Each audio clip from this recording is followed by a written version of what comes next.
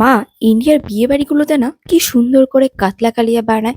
এত খেতে ভালো লাগে। মাঝে মধ্যে তো তুমিও বাড়িতে বানাতে পারো। কাতলা কালিয়া বানানো কি অনেক কঠিন? মা বলল যে না, একদমই সহজ, অল্প মশলাতেই বাড়িতেই বানানো যাবে। তো চলো আজকে বাড়িতে কাতলা কালিয়া রান্না করি। কাতলা কালিয়া বানানোর জন্য আমার একটা পেস্ট লাগবে। তুমি তাহলে পেস্টটা করে দাও। আমি বললাম কি কি লাগবে? বললো একটা টমেটো, একটা পেঁয়াজ, 4-5 কোয়া রসুন আর অল্প তোমার পোস্ত।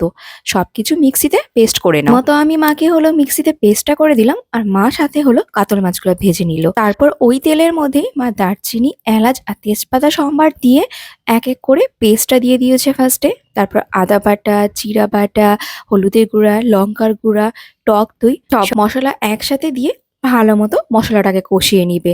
যখন মশলা থেকে তেল ছেড়ে দিবে, তারপরে কিন্তু অল্প জল দিয়ে জলটা ফুটে যাওয়ার পর মাছগুলো দিবে। রান্নায় পরিমাণ মতো লবণ দিতে হবে, আর সাথে কিন্তু অল্প চিনিও দিতে হবে, কারণ কাতলা কালিয়াটা হালকা একটু মিষ্টি মিষ্টি হয়।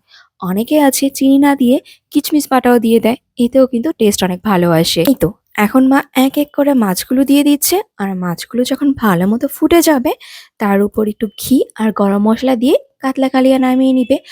একদম বিয়ে বাড়িতে যেরকম আমরা কাতলা কালিয়াটা খেয়ে থাকি, মারও আজকে ঠিক একই টেস্ট আসছিল। দুর্দান্ত হয়েছিল।